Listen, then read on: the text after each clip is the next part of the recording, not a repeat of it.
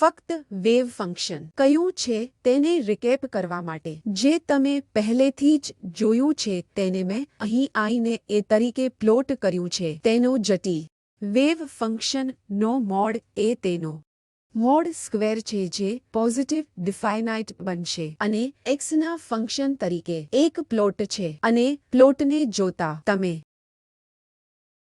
ચોક્કસ time T પાસે x અને x પ્લસ dx વચ્ચે પાર્ટિકલ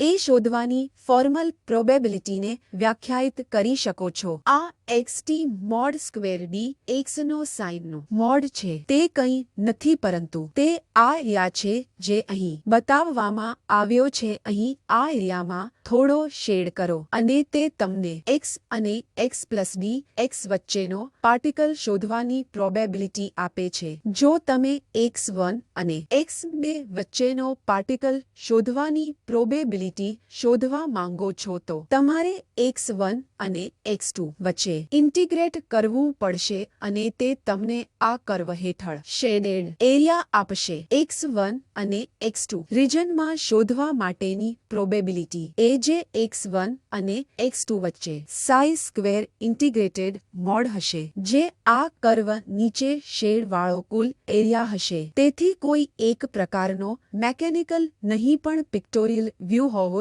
જોઈએ જેથી ઇન્ટિગ્રેશન્સ ડિફરન્શિએશન કરી શકાય. પરંતુ તમારે ગણિતનો ભાગ તેમજ ગ્રાફિકલ ભાગ અને પ્રાયોગિક ડેટા બંને પાર્ટ પણ જાણવા જોઈએ. આ બધી વસ્તુઓ તમારા મગજમાં હોવી જોઈએ પછી તમે ક્વોન્ટમ મિકેનિક્સને સમજી શકશો. આ પણ એક પ્રકારનો અવરોધ છે જ્યારે તમે તમામ પોટેન્શિયલ સ્ટેપ ફંક્શન કરો. વેવ બેરિયર તમારે કોઈ વેવ ફંક્શન કરવા માટે કોઈ રીજન નથી. શું તમે ક્યાંય પણ વેવ ફંક્શનને કરી શકશો જો તમારી પાસે એક્સપોનેન્શિયલી ગ્રોઈંગ ફંક્શન હોય તો? જો આ રીજન વધે એટલે કે ઇન્ફિનિટી પ્લસ ઇન્ફિનિટી સુધી થાય તો તમે કોએફિશિયન્ટને શૂન્ય તરીકે મૂકો છો. તમે ખાતરી કરો કે પ્રોબેબિલિટી હંમેશા એ ફાઇનાઇટ ક્વોન્ટિટી હોય તે ઇન્ફાઇનાઇટ નથી.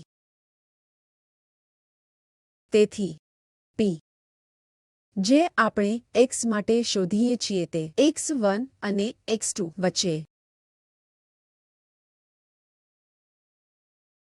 હોય છે. ઇન્ટિગ્રલ x1 થી x2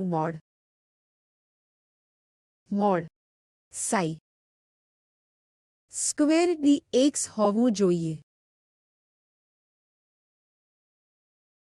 અને આ ફાઇનાઇટ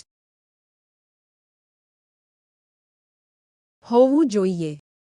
મોડ સ્ક્વેર માટે આપણે બોક્સ નોર્મલાઇઝેશન કરીશું. તેથી પ્રશ્ન એ છે કે ધારો કે તમારી પાસે વેવ ફંક્શન છે જે e2ik છે તો આપણે કહી શકીએ કે જ્યારે I probability mod psi square કરું તો તે 1 છે અને integral of mod psi square D x એ જો તમે -ઇન્ફિનિટી થી પ્લસ ઇન્ફિનિટીમાં જાઓ તો તે ઇન્ફિનિટી બનશે કારણ કે આ 1 છે. મોડ સાઈ સ્ક્વેર 1 છે પરંતુ તમે શું કરશો તમે આ -l થી પ્લસ a કરશો તે શું બનશે? તે 2l બનશે. આપણે તેને 2l તરીકે રાખીશું અને તમે જે બધું વર્ક કર્યું છે તેનું અવલોકન કરો. કેલ્ક્યુલેશન એ એવરેજીસ છે અને પછી આ l કેન્સલ થઈ જશે. આમ છતાં આ એક્સપ્રેશન પરથી એવું લાગે છે કે તે ઇન્ફિનિટી છે. તમે તેને ઓસિલેટરી ફંક્શન માટે આ રીતે ઉપયોગમાં લઈ શકો છો. આ બધા ઓસિલેટરી ફંક્શન્સ કહેવાય છે અને તમે આ એલ ને રાખીને પછી તમે આનો તમારા બધા કેલ્ક્યુલેશનમાં ઇન્ફિનિટી એલ તરીકે મૂકી શકો છો. આ એક મહત્વપૂર્ણ જરૂરિયાત છે જેને સ્ક્વેર ઇન્ટેગ્રેબલ કન્ડિશન તરીકે ઓળખવામાં આવે છે અને સ્ક્વેર ઇન્ટેગ્રેબલ ફંક્શન્સ એ ફોર્મલ ડેફિનેશન છે.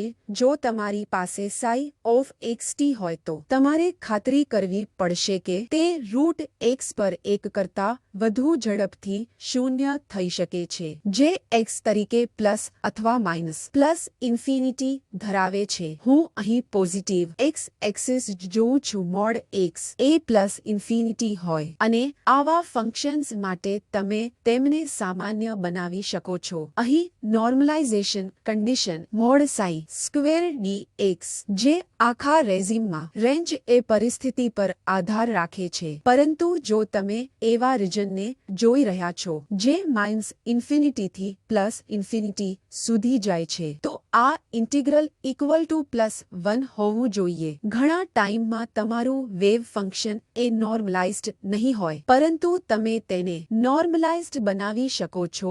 ઉદાહરણ તરીકે જો સાઈ xt એ બીજું વેવ ફંક્શન છે જેનો ઇન્ટિગ્રલ એ આખા રીજનમાં હોય છે જે કેપિટલ N છે.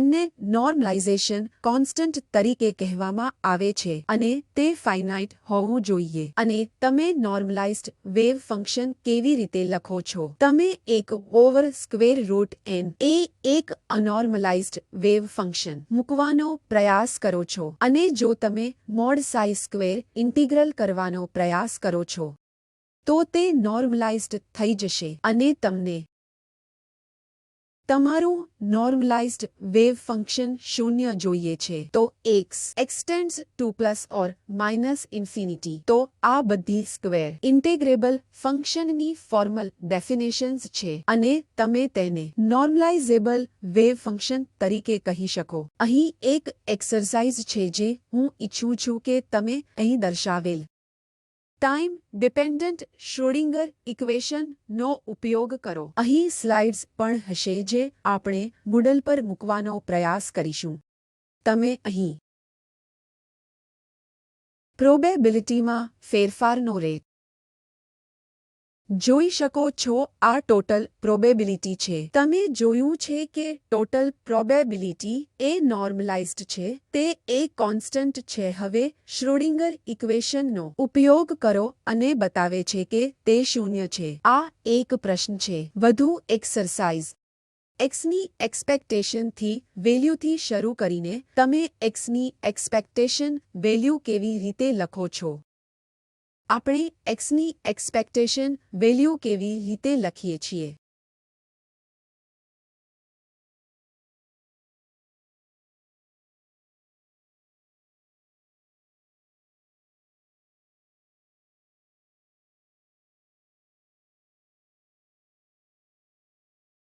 જો હું સાઈને નોર્મલાઇઝ્ડ વેવ ફંક્શન તરીકે ધારું તો આ જ રીતે આપણે xની એક્સપેક્ટેશન વેલ્યુ લખીશું. તમે તમારા પહેલા વર્ષના અભ્યાસક્રમમાં શું શીખ્યા છો તે યાદ કરો. તમે xની એક્સપેક્ટેશન વેલ્યુથી શરૂઆત કરો છો તો તેની એક્સપેક્ટેશન વેલ્યુને d/dt તરીકે દર્શાવો. આપણે અહીં બીજગણિત કરીએ છીએ અને બતાવીએ છીએ કે તે મોમેન્ટમનું એક્સપેક્ટેશન વેલ્યુ છે. મોમેન્ટમ વિશે તમે બધા જાણો છો. મોમેન્ટમ એક્સપેક્ટેશન વેલ્યુ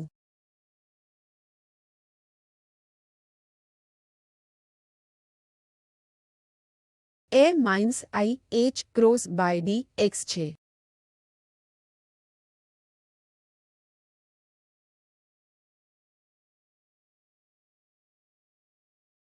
જે મોમેન્ટમ એક્સપેક્ટેશન વેલ્યુ છે. તો તમને આ ઇક્વેશન શું દર્શાવે છે? જ્યારે તમે ક્લાસિકલ મેકેનિક્સ કરો છો ત્યારે એકદમ જમણી તરફ તે ખરેખર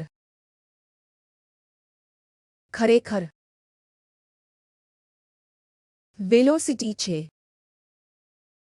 તમે આને mv તરીકે લખી શકો છો અને આ વેલોસિટીની એક્સપેક્ટેશન વેલ્યુ છે. વેલોસિટીની એક્સપેક્ટેશન અહીં દર્શાવવામાં આવેલી એક એક્સરસાઇઝ છે. વેલોસિટીની એક્સપેક્ટેશન વેલ્યુ એ એક્સપેક્ટેશન વેલ્યુની પોઝિશનના પરિવર્તનનો રેટ છે. ક્લાસિકલ મિકેનિક્સમાં તમારી પાસે એક્સપેક્ટેશન વેલ્યુ ન હતી, પણ તમારી પાસેને d/dt ઓફ x હશે જે v આપશે. જો તમે ક્લાસિકલ લો સાથે સરખાવો તો આ એક્સપેક્ટેશન વેલ્યુ એ ક્લાસિકલ લો પ્રમાણે હોય છે. ક્વોન્ટમ આઈડિયા નું મોમેન્ટમ એ -ih અક્રોસ del x જે ક્લાસિકલ લો સાથે મળતા આવતા નથી. પરંતુ જો તમે ક્લાસિકલ લો સમજવા માંગો છો તો તમારે એક્સપેક્ટેશન વેલ્યુ શોધવી પડશે અને એક્સપેક્ટેશન વેલ્યુ જોવું પડશે કે તે કયા ઇક્વેશન પ્રમાણે છે. જ્યારે હું બરાબર રીતે કરું છું ત્યારે તમે જોશો કે d/dt ની x ની expectation value A 1/m times of p છે, જે ક્લાસિકલ લો પ્રમાણે છે, જ્યાં આપણે એક્સપેક્ટેશન વેલ્યુ કાઢતા નથી. એક્સરસાઇઝ 3 જે તમે સારી જાણો છો. જો અત્યારે પોટેન્શિયલ ઉર્જા હોય તો ફોર્સ લો એ માઇનસ ગ્રેડિયન્ટ. જો કન્ઝર્વેટિવ પોટેન્શિયલ હશે તો ફોર્સ એ માઇનસ ગ્રેડિયન્ટ v થી પ્રપોર્શનલ હશે. દરેક જણ જાણે છે બરાબર જે ક્લાસિકલ છે, પરંતુ હવે ક્વોન્ટમ ફિઝિક્સમાં તમારી એક્સપેક્ટેશન વેલ્યુ ઇક્વેશન પ્રમાણે હોવી જોઈએ. કૃપા કરીને આ ચકાસો કે આ ફોર્મલ ડેફિનેશન્સનો ઉપયોગ કે સંકેત અનુસાર એક્સપેક્ટેશન વેલ્યુ કેવી રીતે લખીએ છીએ. આ એક વખત ચકાસો અને જો તમે સાબિત ન કરી શકો તો સોમવારે આ ટ્યુટોરિયલ સેશન પર કદાચ ચર્ચા કરીશું, પરંતુ આ માટે પ્રયત્ન કરો. સારું, તો ફિઝિક્સમાં ક્વોન્ટમમાં એક્સપેક્ટેશન વેલ્યુ એ ક્લાસિકલ લો પ્રમાણે હોય છે. આ એહરેનફેસ્ટ થિયરમના શીર્ષક હેઠળ આવે છે. એક્સપેક્ટેશન વેલ્યુ એ ક્લાસિકલ લોનું પાલન કરે છે. તમે અગાઉના અભ્યાસક્રમમાં જેટલી વસ્તુઓ શીખ્યા છો, એક જ્યારે આપણી પાસે એક બોક્સમાં પાર્ટિકલ હોય છે v =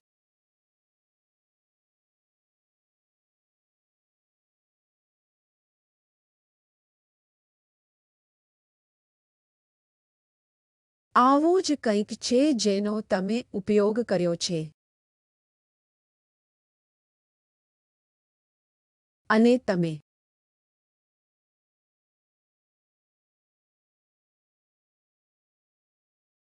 ઘણા પોટેન્શિયલ્સ પણ જોયા છે જે v-v x = 0 છે. તેથી આ બધા ફાઇનાઇટ છે. v- છે અને v+ ફાઇનાઇટ છે. જ્યારે તમે આ ફાઇનાઇટ પોટેન્શિયલ્સ કર્યા છે ત્યારે તમે ખાતરી કરો છો કે psi- રીજન x = 0 જે psi = 0 જેટલું હોવું જોઈએ. બીજું શું? દ્વારા psi d/d psi માફ કરજો dx psi તો આ psi- છે જેને x = 0 થી ઇવેલ્યુએટ કરીશું, જે તે psi+ ને ઇક્વલ હોવું જોઈએ એટ x = 0. આ વેવ ફંક્શનની એક કન્ટિન્યુટી છે અને તે આ ફાઇનાઇટ પોટેન્શિયલના વેવ ફંક્શનની ડેરિવેટિવ કન્ટિન્યુટી હતી. પણ હું આ એક બોક્સમાં આવેલું પાર્ટિકલ કાઢી નાખું તો બીજું એ કાઢી નાખ્યું છે. કેમ? તમે તેનું કારણ જાણો છો. આ એક ફાઇનાઇટ ટર્મ હશે.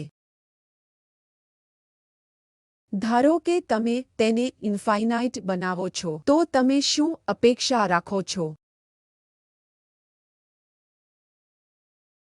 આ જોવા માટેની એક રીત છે અને આપણે બીજા પ્રકારના પોટેન્શિયલ જોવા માંગીએ છીએ.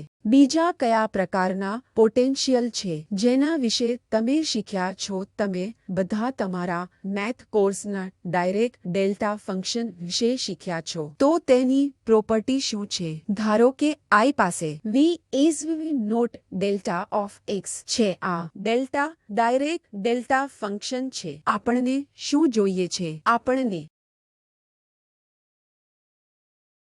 psi minus of x, psi plus of x જેવું છે અને વેવ ફંક્શન માટે કોઈ પ્રોબ્લેમ નથી. બોક્સમાં રહેલા પાર્ટિકલ માટે પણ તમારું વેવ ફંક્શન એ x ઇક્વલ 0 પર પૂરું થાય છે અને x ઇક્વલ ટુ L અને ત્યાં કન્ટિન્યુટીમાં છે. જો ઇન્ફાઇનાઇટ પોટેન્શિયલ વેવ ફંક્શન 0 હોય જે બોક્સના રિજનની બહાર છે, વેવ ફંક્શન એ કન્ટિન્યુઅસ છે. ફંક્શનના ડેરિવેટિવની ઇન્ફાઇનાઇટ પોટેન્શિયલ્સ માટે ચકાસી શકાતું નથી. તેથી જનરલ રીતે કહીએ તો ફંક્શનનું ડેરિવેટિવ ફક્ત ફાઇનાઇટ પોટેન્શિયલ્સ માટે કન્ટિન્યુઅસ રહેશે. એ જ્યારે તમે એકમાંથી બે નંબરના રિજનમાં જશો ત્યારે થશે. આ આપણે કહેલું એક સ્ટેટમેન્ટ છે જે આપણે પહેલેથી જ જોયું છે. જો તમે શ્રોડિંગર ઇક્વેશન પર જાઓ તો તમે ખરેખર આ ઇક્વેશનને ખરેખર સાબિત કરી શકો છો. તો આ હું હવે દર્શાવવા જઈ રહી છું. ચાલો તમને આ બતાવું. ચાલો આ જોઈએ. તેથી ઓફ x લો. નીચે x equal to 0 to v minus અને v ઓફ x ઉપરના માટે v plus x equal to 0 greater than 0. જો તમે શ્રોડિંગર ઇક્વેશન લો અને સિંગલ ડેરિવેટિવ્સ ડિવાઇડેડ બાય એપ્સિલોનના ડિફરન્સ તરીકે ડબલ ડેરિવેટિવ લખો અને ઇન્ટિગ્રેટ ઓવર dx તો d square f by d x square. જો તમારે લખવું હોય તો તમે આ કેવી રીતે લખશો? d f by d x જે evaluated at x plus epsilon minus d f by d x minus epsilon પછી ડિવાઇડેડ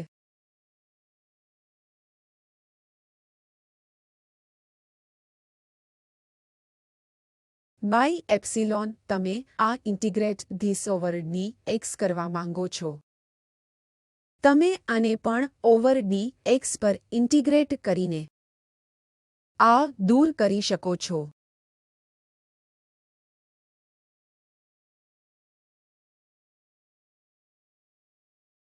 તો તમને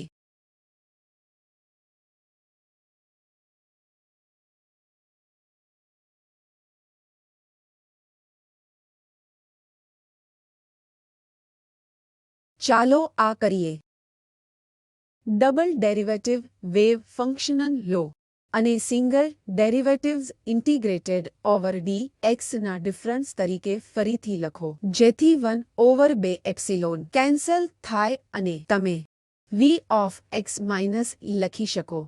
આ ફક્ત શ્રોડિંગર ઇક્વેશન છે જે અહીં ફરીથી લખવામાં આવ્યા છે. Time independent Schrodinger equation. હવે તમે અહીં v of x from minus epsilon to 0 પ્લસને મૂકીને કરી શકો. બીજા v ઓફ x એ અને 0 થી એપ્સિલોનમાં મૂકીએ અને સબસ્ટિટ્યુટ v માઇનસ અને v પ્લસ વચ્ચે x નો બીજો v મૂકી શકો છો અને 0 લિમિટ એપ્સિલોન લો. આપણે બે રિજનની બાઉન્ડ્રીને નજીક જોઈ રહ્યા છીએ. જો તમે એવું કરશો તો એપ્સિલોન ફેક્ટરને મલ્ટિપ્લિકેશન થશે. તમે એ આને ઉપયોગ psi ઓફ x જે કન્ટિન્યુઅસ છે તમે psi x ને જે ઇન્ટિગ્રલમાંથી 0 ના psi તરીકે બહાર કાઢી શકો છો. psi ઓફ x કન્ટિન્યુઅસ છે તો તમે ઓફ x એ psi ઓફ 0 આઉટસાઇડ તરીકે લઈ શકો છો અને આ x નો of x a plus v minus બની જશે. અને તમને એપ્સિલોન મળશે કારણ કે આ ઇન્ટિગ્રલ ઓવર dx છે. એ જ રીતે e of psi of 0 times બીજા એપ્સિલોન એટલે 2 એપ્સિલોન. જ્યારે તમે લિમિટ એપ્સિલોનને 0 સુધી લઈ જાઓ છો ત્યારે બીજી ટર્મનું શું થાય છે? બીજી ટર્મ જ્યાં સુધી v પ્લસ અને v માઇનસ એ ફાઇનાઇટ છે. એપ્સિલોન ઇન્ટુ ફાઇનાઇટ ક્વોન્ટિટી જ્યાં એપ્સિલોન 0 છે. તેથી જ બીજી ટર્મ 0 બની જશે. બીજો ટર્મ 0 થઈ જાય છે. આ જ તેમણે પહેલેથી જ ધ્યાન દોર્યું હતું. તમારી પાસે તમારા વેવ ફંક્શનનું પહેલું ડેરિવેટિવ છે જે પ્લસ એપ્સિલોન છે અને પ્રથમ ડેરિવેટિવ વેવ ફંક્શન અને માઇનસ એપ્સિલોન એ થી બાઉન્ડ્રીની આસપાસ કન્ટિન્યુઅસ રહેશે જે શ્રોડિંગર ઇક્વેશન માટે ખૂબ જ સ્પષ્ટ છે. શું તમે આ ઇન્ટરમીડિયેટ સ્ટેપ કરશો? તમે આ ઇન્ટરમીડિયેટ સ્ટેપ સ્પષ્ટ રીતે v ઓફ x માં મૂકો. આ યોગ્ય રિજનમાં psi ઓફ x ને psi ઓફ 0 તરીકે બહાર લો કારણ કે psi કન્ટિન્યુઅસ છે અને ચકાસો કે આ પ્રથમ ડેરિવેટિવ કન્ટિન્યુટીમાં હોય છે. કૃપા કરીને તેને ચકાસો. ઇન્ફાઇનાઇટ પોટેન્શિયલ માટે ધારો કે કોઈ રિજન તમે ઇન્ફિનિટી બનાવો છો.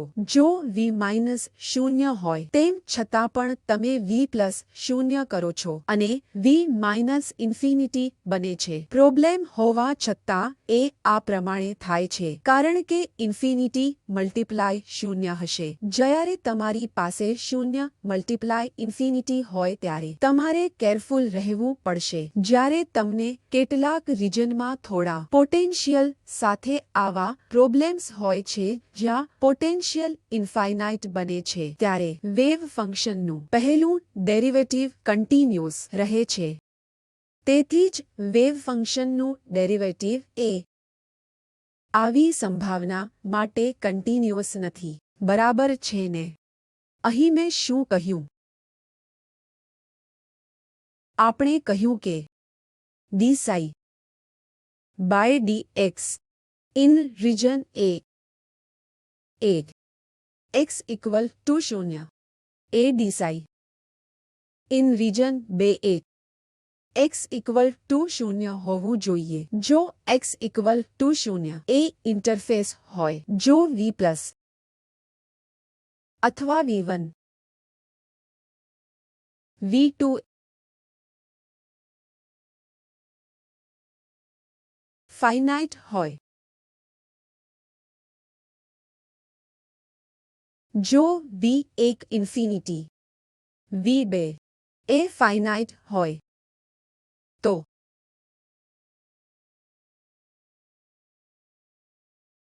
આપણી પાસે આ નથી. તેથી અહીં આ સમસ્યાને આપણે ઉકેલવાનો પ્રયત્ન કરી શકીએ જે v equal to v not delta of x છે. તો આપણે આ કેવી રીતે કરીશું? આપણી પાસે a h cross square over 2m d psi by dx 8 minus epsilon હોય તો x દ્વારા 0. ચાલો તેને અરાઉન્ડ સેન્ટર કરીએ. x equal to 0 minus d psi by dx 8 plus epsilon અને તે બીજાની અરાઉન્ડ છે પ્લસ એપ્સિલોન અને આ માઇનસ એપ્સિલોન બનશે minus e plus integral v of x minus e psi of x dx એ માઇનસ એપ્સિલોન 2 પ્લસ એપ્સિલોન. અને હવે v ને v નોટ તરીકે સબસ્ટિટ્યુટ કરીએ. v નોટ એ કોન્સ્ટન્ટ છે અને x નો ડેલ્ટા છે. ચાલો તેને સબસ્ટિટ્યુટ કરીએ. v of x psi of x dx તે શું થશે?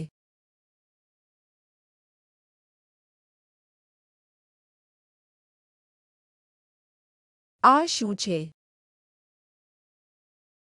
વી નોટ સાઈ શૂન્ય minus epsilon 2 plus epsilon e psi of x d x એ ઈ સાઈ ઓફ શૂન્ય ડી એક્સ છે અને લિમિટમાં તમારે શૂન્ય વાળો લિમિટ એપ્સિલોન લેવો પડશે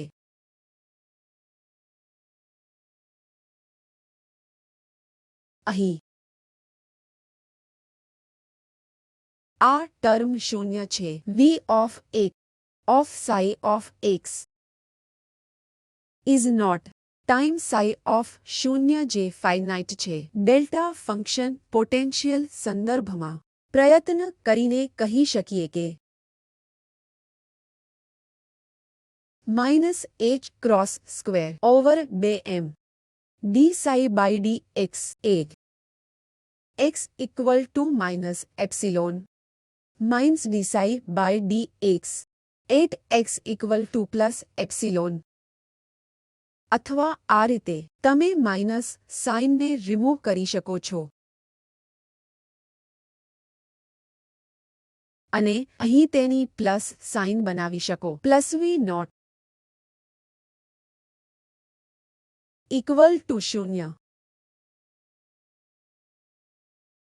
અહીં આપણને શું મળ્યું બોક્સમાં રહેલા પાર્ટિકલને આધારે આપણે અમાઉન્ટ ઓફ ડિસ્કન્ટિન્યુટી શોધી શકીશું નહીં તમે તેની ચિંતા પણ કરશો નહીં અહીં આવેલા infinite direct delta function potential હોવા છતાં હું ડિફરન્સ કહી શકું છું કે ડિફરન્સ એ ડિસ્કન્ટિન્યુટી એલિમેન્ટ હોવો જોઈએ જે x minus region to x plus region જે આ ચોક્કસ પ્રમાણે છે જો તમે શૂન્ય પર વેવ ફંક્શન એટ શૂન્ય જાણો છો અને વી એ ડેલ્ટા ફંક્શન પોટેન્શિયલ ફેક્ટરને મલ્ટીપ્લાય કરતું નથી તો હું જાણું છું કે વેવ ફંક્શનના એ ડેરિવેટિવમાં કેટલી ડિસ્કન્ટિન્યુટી ડેરિવેટિવ છે ધારો કે હું વી આપું જે V not delta of X plus A delta of X minus A આ ડબલ ડેલ્ટા ફંક્શન છે આ વિવિધ પોટેન્શિયલ્સ છે જ્યાં તમને એવું લાગશે કે આનું સોલ્યુશન શું છે અને તમને બાઉન્સ સ્ટેટ ક્યારે મળશે તમે જાણો છો કે બાઉન્સ સ્ટેટની કન્ડિશન શું છે તમે તેને બાઉન્સ સ્ટેટ કેમ કહેવાય છે પાર્ટિકલ હાર્મોનિક ઓસિલેટર કેમ કહેવાય છે બાઉન્સ સ્ટેટની જરૂરિયાત શું છે શું તમે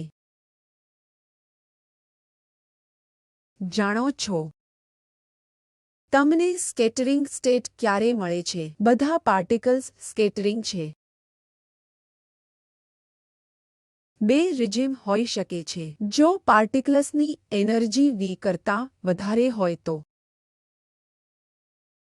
તમારી પાસે આ સ્કેટરિંગ સ્ટેટ્સ જે તમારી પાસે રહેલા સ્ટેટ્સ જે છે જે ટ્રાન્સમિટેડ હોય છે અને બીજું રિજિમ છે જે energy of particles less than v છે